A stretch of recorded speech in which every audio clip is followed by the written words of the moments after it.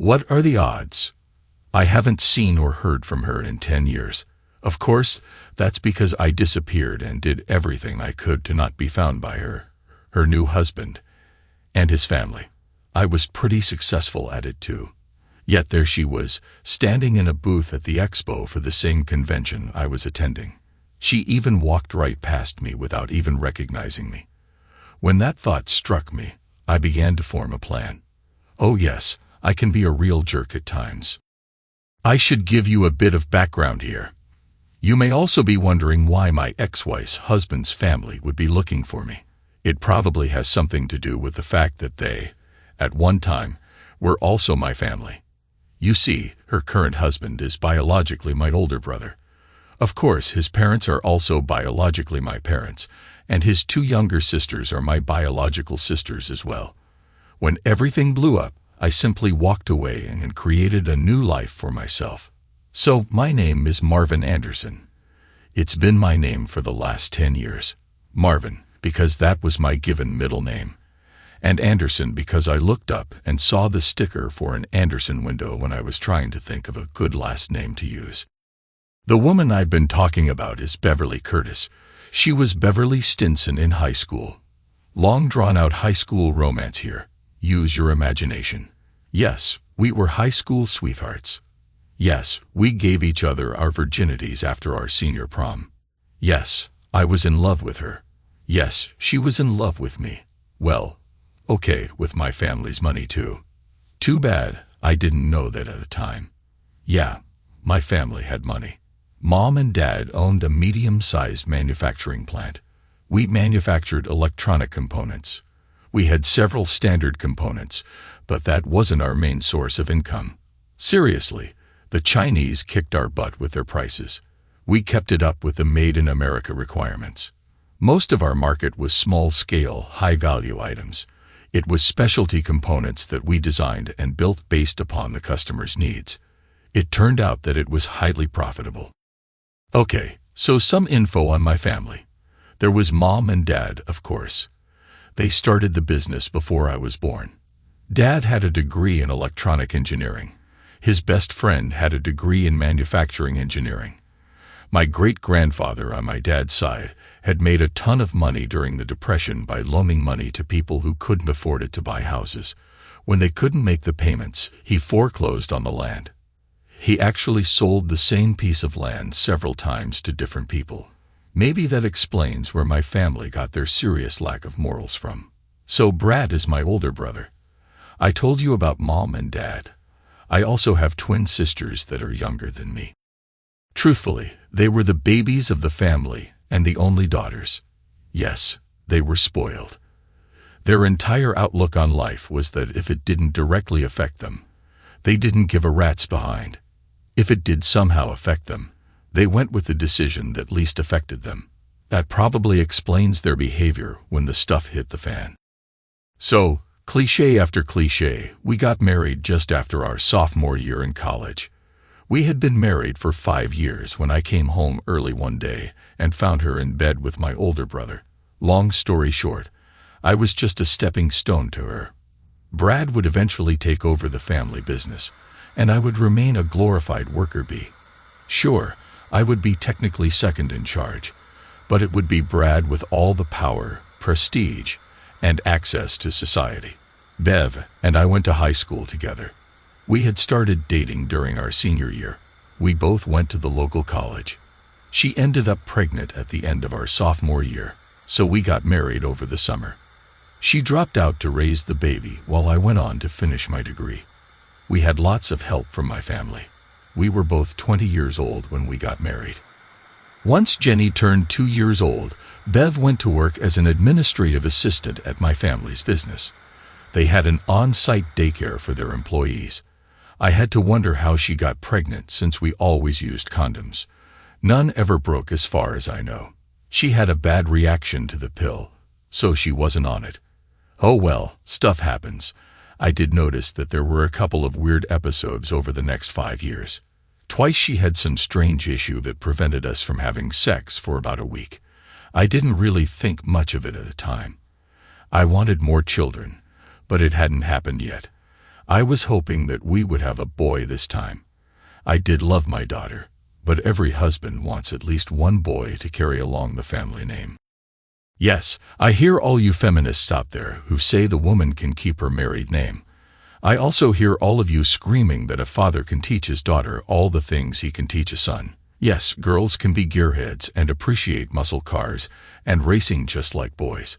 Yes, they can become mechanics, get into sports, and everything else. Again, it's one of those things that are programmed into men's brains. They want a son as an heir. Don't get me wrong here. I loved my daughter and was happy that we had her. Adding a son to the family would be icing on the cake. Our 5-year anniversary was coming up at the end of the week. I had ordered her a nice matching set of earrings and a necklace from a local jeweler. I snuck out of the office to pick it up, and I was going to sneak home to hide it while Bev was still at work. We both worked at my family's business. They had a daycare for employees, so she didn't need to worry about watching our daughter. I picked up her gift, then rushed home. As I was approaching the house, I saw Brad's car in the driveway. That was really odd. He was supposed to still be at work, and he had no business being at my house at this time of day. I got a bad feeling about this. I parked on the street 2 houses down and walked to the house. The door was unlocked. I quietly followed the sounds and made my way to the master bedroom. Sure enough, Brad and Bev were both there, having a grand old time. To this day, I'm still not sure how I managed to keep my temper in check. Regardless, I managed to get a good 5 minutes of video before sneaking back out of the house. I had heard some of their talking. It sounded like this had been going on for a few years at least.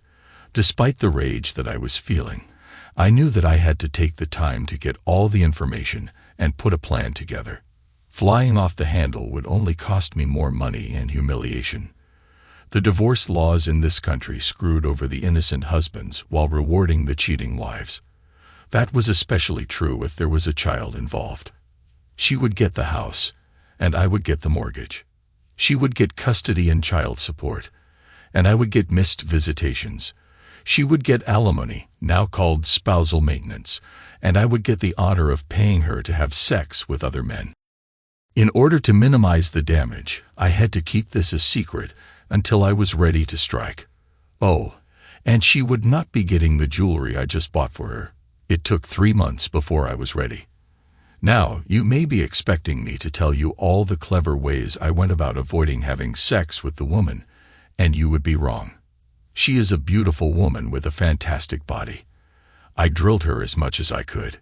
Besides, it wasn't like I was really risking getting a disease. She was only screwing my brother, not the whole town.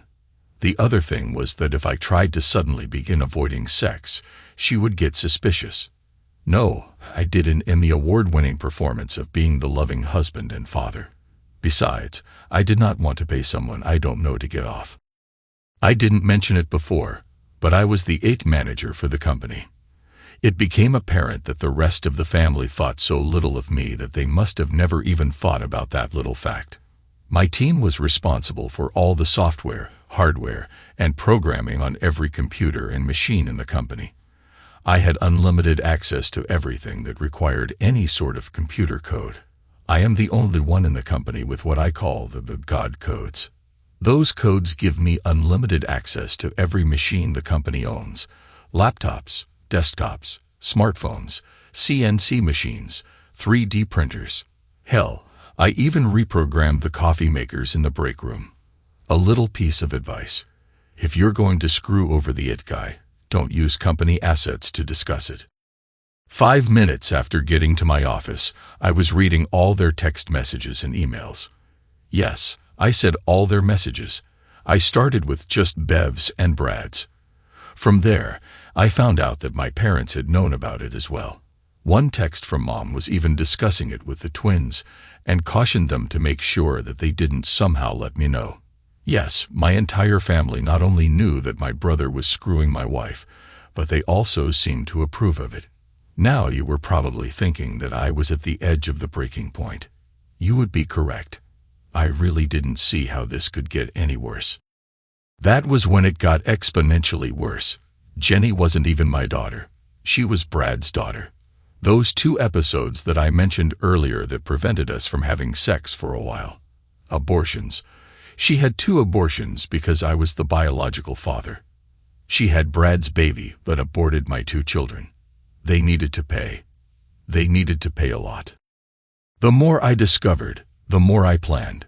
Don't ever mess with the it guy. You may be wondering why I know. It turned out it was just plain old greed. Brad was being groomed to take over the company. I was never going to be more than a shareholder, a minor one at that, and kept on as the head of it. They were going to string me along as long as they could before Bev asked for a divorce, so she could marry Brad. His income was going to be much higher than mine ever would. Why the wait? It's simple. They needed me to keep the machines going until they could find someone to replace me if needed. Sure, they hoped I would just accept the situation and stay, but they also wanted a backup plan in case I left. Besides, I was raising their child and supporting Bev, so Brad had less to pay out. He could build up his finances to better take care of his wife and child later. They were also planning on never telling me about the true parentage of Jenny, thus leaving me on the hook for boatloads of child support payments. For the next 3 months, I began to slowly siphon money from our accounts to a new account in the Cayman Islands. I sold Bev on the idea of taking out a second mortgage on the house to install a huge swimming pool and entertainment area in the backyard. Of course, she agreed to that. It would make it so she and Brad could do more entertaining, and I would be on the hook to pay for it. It took a full month for the loan to go through. I stashed that money in the offshore account as well. I would bring home some designs about once every 2 weeks to show her that I was working on it. I did the designs myself while I was supposed to be working. I even put a notice on an online website that we would be taking bids on the work. We ended up interviewing 5 different contractors. I hired a private investigator to place hidden cameras in the house while Bev was at work. They were high definition and also recorded audio. Everything was recorded to a cloud server that could only be accessed by me, the PI, and my divorce lawyer. I continued to copy all their emails and text messages. I also printed out hard copies and kept them in a new safety deposit box I had opened in a different bank under a new name, Marvin Anderson. I'm not a stupid person. I knew that when the stuff hit the fan, every one of them would be beyond belief. They would begin a campaign of harassment and try to recoup the cost for the damage I was about to unleash. I created a couple of online social media profiles. I also created a fake website showing that Marvin Anderson was a very wealthy entrepreneur. He had an MBA as well as 2 bachelor's degrees, one in business administration and the other in international finances. Neither would hold up to any real scrutiny, but that wasn't really necessary at this point. Forged documents are also fairly easy to obtain if you know where to look. It only requires an official-looking photo or 2, some false information, name you want to use, address, and some other info purchased off the dark web, and a transfer of a small amount of cash. About 2 weeks later, you get an anonymous package delivered to your office. Don't ever mess with the it guy. Yeah, you can't simply rely on the words of liars and cheats. I had a DNA test done as well. I swabbed Jenny's cheek as she was sleeping, after I swabbed my own cheek, then managed to get Brad's DNA off a glass he had used during a party. I sealed everything up and shipped it off. I used my company email to get the results. After all, I was the only one in the company that could access anyone else's email, and I was actually looking forward to them finding that email after I left, and they began their own investigation. Okay, so you can pretty much figure out that I was going to burn Bev in the divorce. You can also see that Brad was going to be singed a bit as well. Now to roast Brad and the rest of the family. Brad wasn't going to be too hard. Brad was a bully as well as being an arrogant fool. All I really needed to do was let him be himself. When he took over the company, he would drive it into the ground. His ineptitude would ensure the company's demise within a couple of years. Not only would the company go bankrupt, but he would become a pariah in the industry for destroying a very profitable business. I figured that I could help him along in that endeavor. First off, I figured that the family owed me for what they were doing and planned to do to me. I did what I do: fake accounts, fake invoices, a couple of lines of code in the financial programs. Nothing too big that would be noticed, but big enough to hurt when they found out. Also, it was big enough to set me up financially for a long time if I needed it. Marvin Anderson was about to become rather wealthy. The next thing was to build and set the timer for the bomb. This took me a week to build. No, it wasn't a literal bomb that would cause physical destruction and injuries. I'm a computer programmer, not a criminal. This was a software bomb. It would cause havoc, but only in the financial and efficiency of the company. It was set to go off with a specified set of circumstances. I could either set it off by command, or it would go off when certain pre-programmed events took place. It would cause every computer and smartphone in the entire company to simultaneously crash. Every computer-controlled machine would suddenly either stop working, or, worse yet, go haywire. For those that went haywire, I had a special plan. Those were the CNC and milling machines. Finally, the day came. I know I probably should have done it differently. It probably would have been better, or at least safer, if I had not actually been there. Me being there gave them the chance to physically confront me. That was a downside. It meant that they could possibly hold me there and physically threaten me. Yes, that was kind of foolish on my part. Still, a train wreck is fascinating. There is a reason people cannot look away when they see one about to happen. It is almost unheard of to get enough advance warning of one so you can plan on being there and watching it. I simply couldn't resist. Also, I did have a plan to distract them long enough to make my escape if need be. It wasn't needed. I was in the main lobby of the offices when I saw her walk in. She was mid-20s and dressed professionally. I have to say, she was absolutely gorgeous. She was carrying a briefcase and 3 manila envelopes tucked up under her arm. That was the signal for me to begin smiling. I walked into my father's office. "What's this?" he asked as I tossed a sealed envelope on his desk. Instead of answering, I held up my hand with all 5 fingers spread.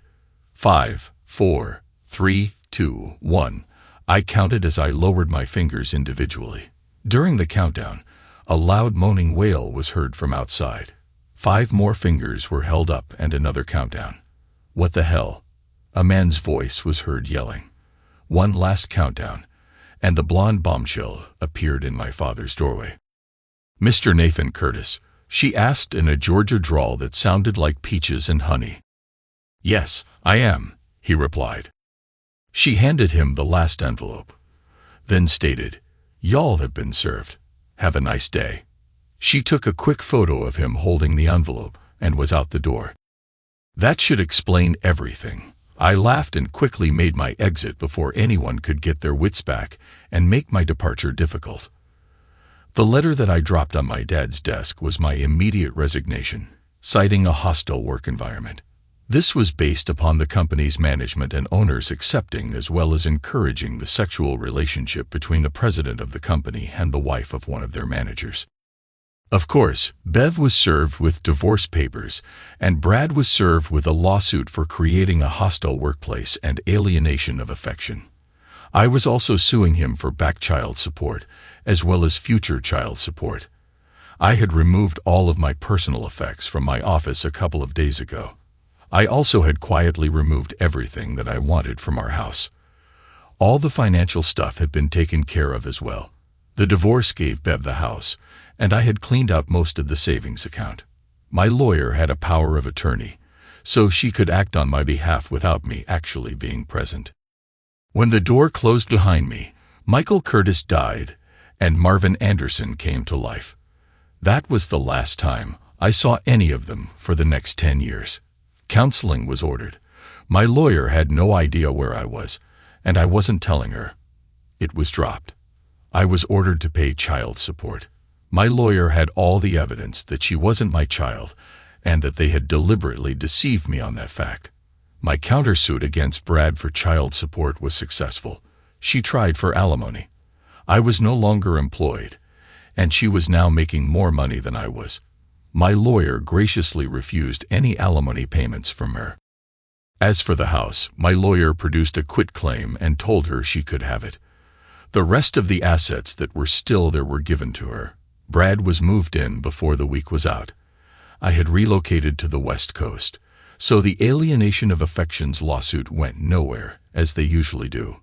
Brad did need to pay me a couple $100 for creating a hostile work environment. He was the boss, and screwing an employee's wife did not go over very well with the judge. The company settled for about $2 million when the evidence showed that they knew and were actually encouraging the affair.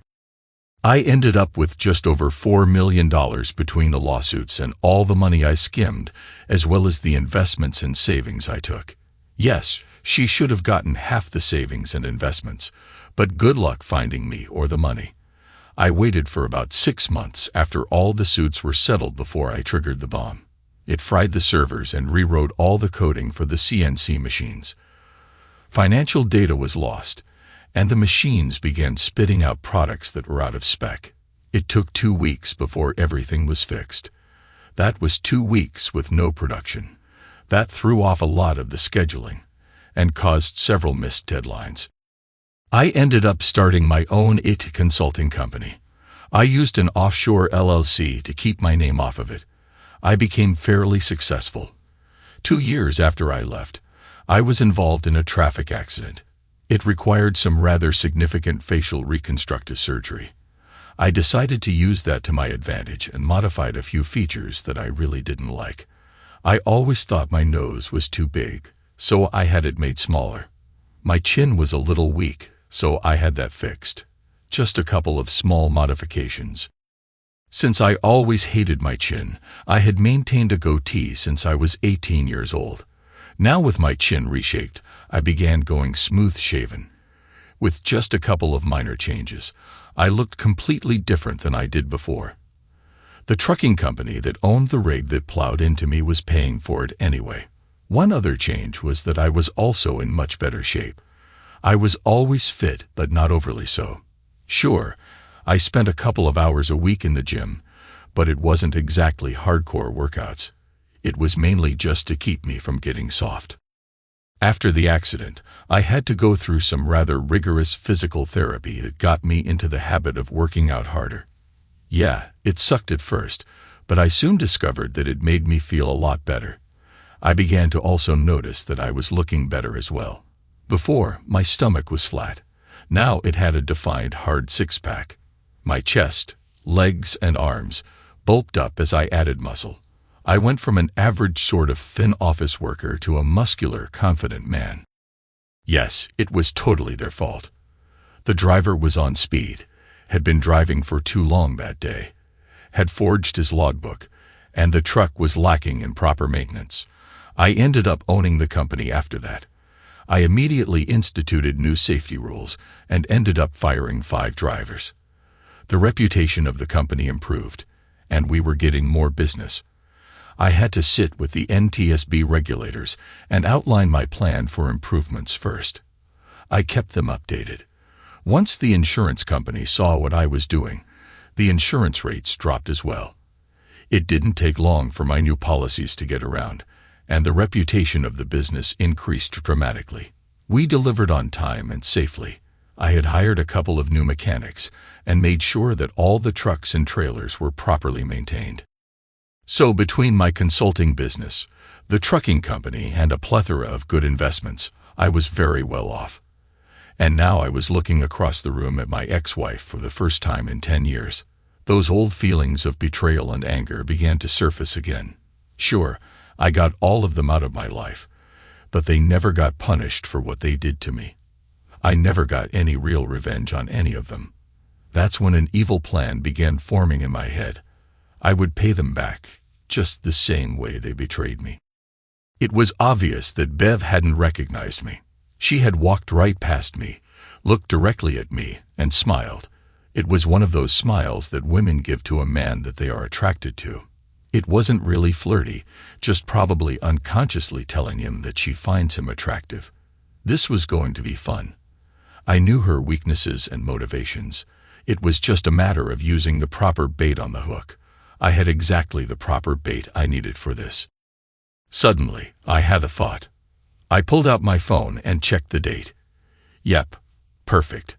My plans expanded to include even more destruction. I just needed to convince her that it was safe. I sauntered over to the booth she was at.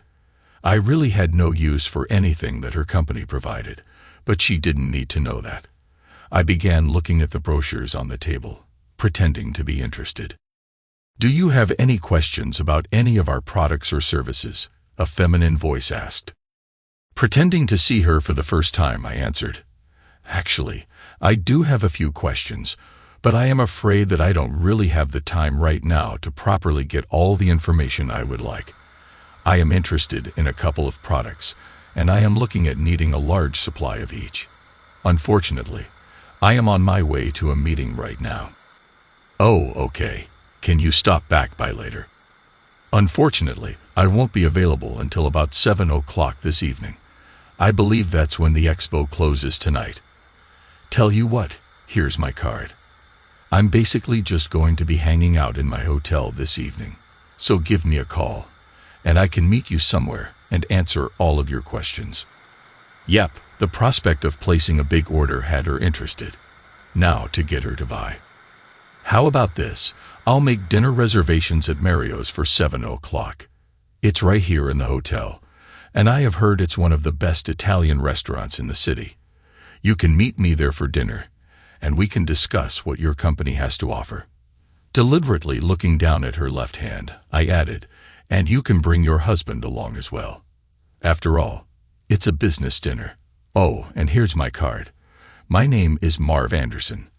I own Mac Industries LLC. I have a few different businesses that could use some of your products." Her smile got bigger. She probably didn't know anything about me personally, but she was very well aware of Mac Industries LLC. I could practically see her eyes springing out of her head in the shape of dollar signs. She then took more than a quick look at the tailored Armani suit I was wearing. "That would be great. It will just be me, though. My husband couldn't make it this time." "That's okay. Do you want to ask any of your colleagues to join us as well?" As if she wasn't about to share any commission with anyone else. "Unfortunately, they will all be unavailable. It will just be myself. I'm sure that I can answer all your questions." I gave her a big smile and sauntered off across the room to the exit. No, I didn't have a meeting to go to. I went back to my suite, of course. I was in a penthouse suite to prepare for my revenge. After showering, shaving, and everything else to get ready, I got dressed in another Armani suit. Couldn't wear the one I had on earlier. That would just show that I wasn't as rich as I needed to be. When I arrived at the restaurant lobby, I saw Bev was already there. She had apparently gone all out to impress. Her LBD was cut low, and the hemline was high. She was standing in 5-inch CFMs, and I was going to be interested in whether or not she was wearing thigh highs or stockings and a garter belt. The plunging neckline made it obvious that she had foregone a bra, and I couldn't make out any panty lines where the tight dress molded itself to her delectable hips. Forget needing to dangle the bait in front of her. She was letting me hand-feed it directly into her mouth. This was going to be so easy. It was almost boring. Okay, so she actually did answer all my questions over dinner. She also explained why her product was superior to the competition's. We discussed costs and quantities. I made the appropriate noises about being impressed, and that when we were ready to place the order, she would be the one we called. I couldn't place the order this week because we were still in the process of determining exactly how large the order would be, how many units of each would go to which location, and a few other issues. Whatever order we did place would be within the next 2 weeks. Little did she know that I had absolutely no use for any of her products, and even if I did, I wouldn't purchase them from her company. I would go to her largest competitor instead. Dinner over, I suggested it was still early, and maybe we could hit the nightclub next door for a drink or two. She was more than happy to comply. I'm pretty sure that while she was getting ready for dinner, she took the opportunity to look up my information on the internet. It would show her that I was indeed as wealthy as I appeared. The way she held my arm and molded herself to me as we danced, I couldn't help but wonder if she were thinking of trading up again.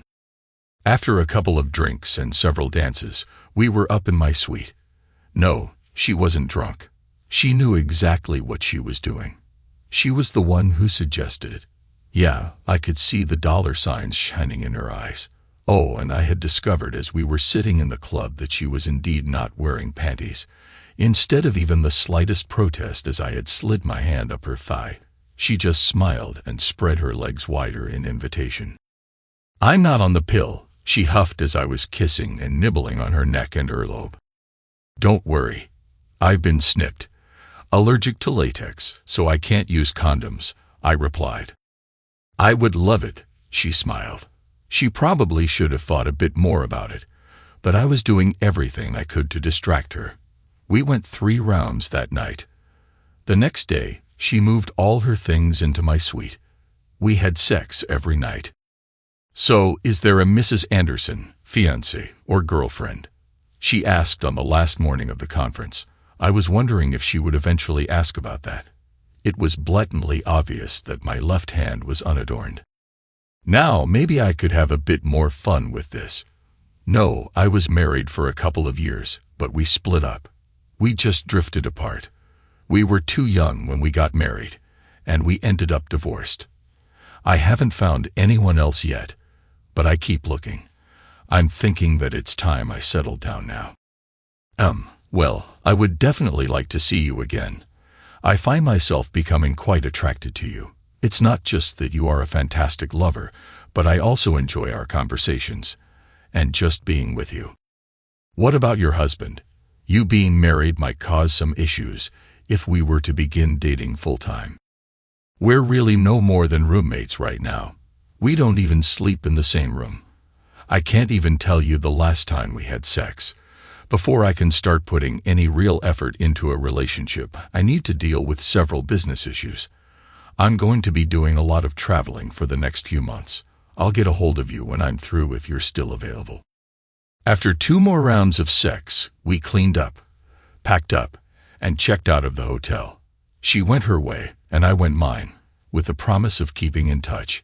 I ripped up her business card and tossed it in the trash as I was getting ready to board the airplane. The next Monday, I contacted a security firm that I kept on retainer. They were to keep a close eye on Bev and my former family for at least the next few months. Contrary to what she had told me, she and her husband were far from simply roommates. The security firm managed to place hidden cameras and microphones inside the house. They averaged having sex 3 to 4 times a week. Yeah, it was illegal as heck. But this security company was really good at getting information. I didn't care about most of the crap they did, but I was needing some specific information.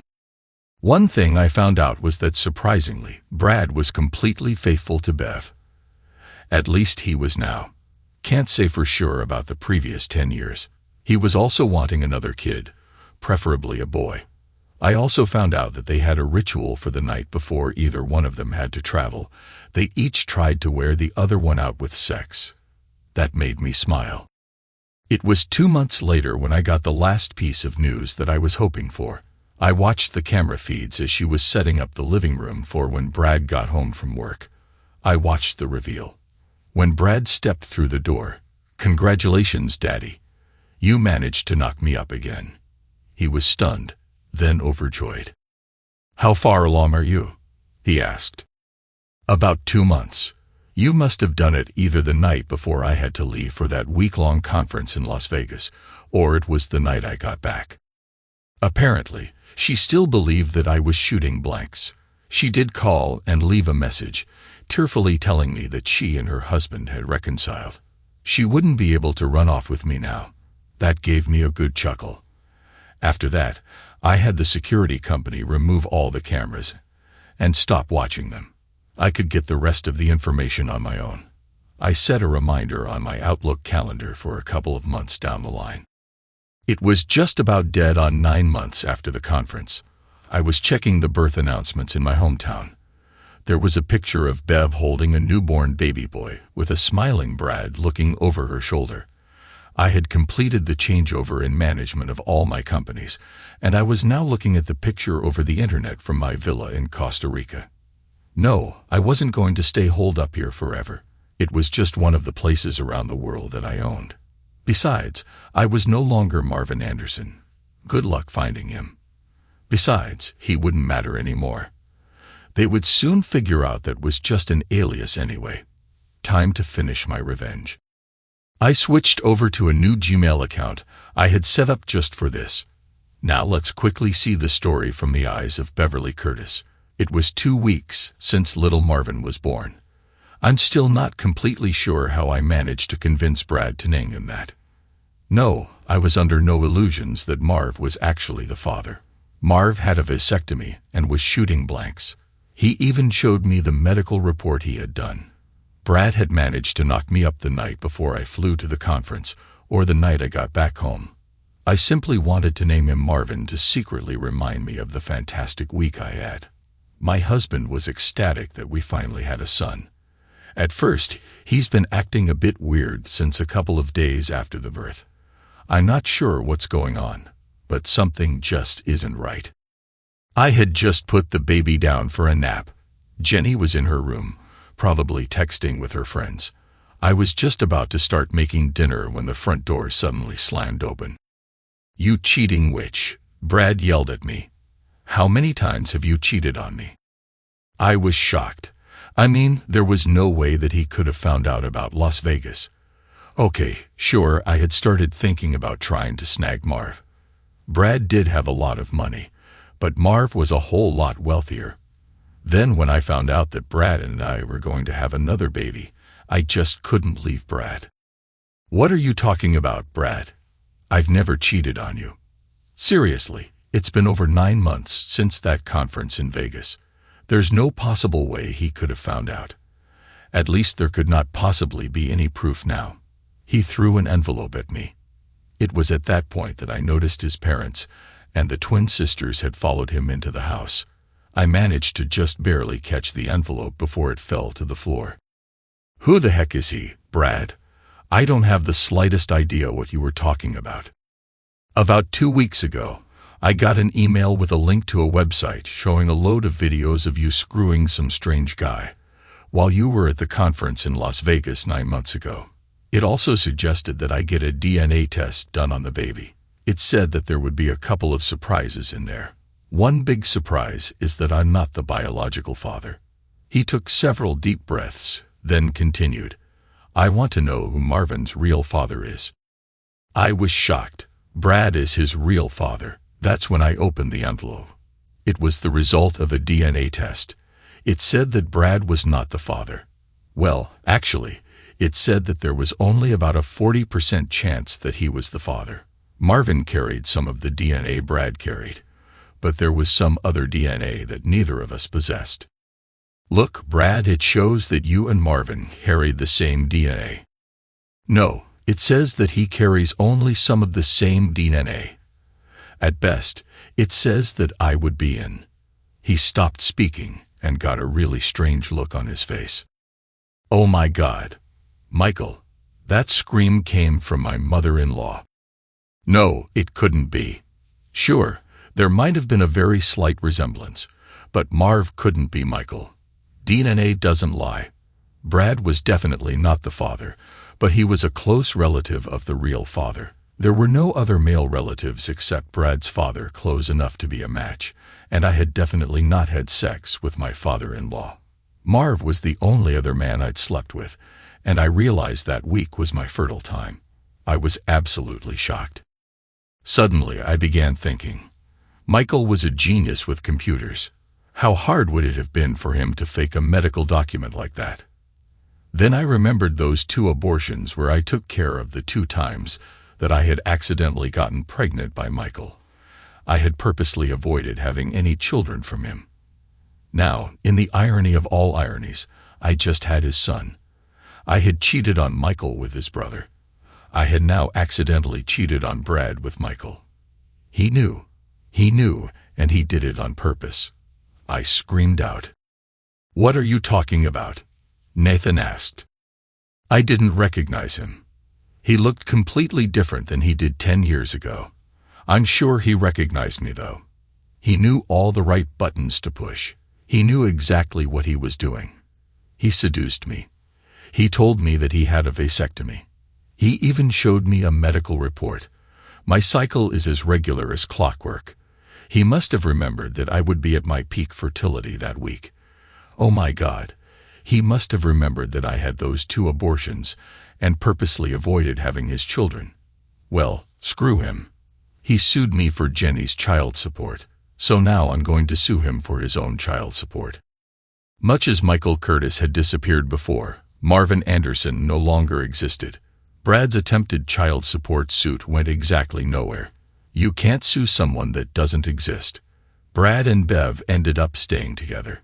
He would be on the hook for child support for both Jenny and Marvin until they graduated from college.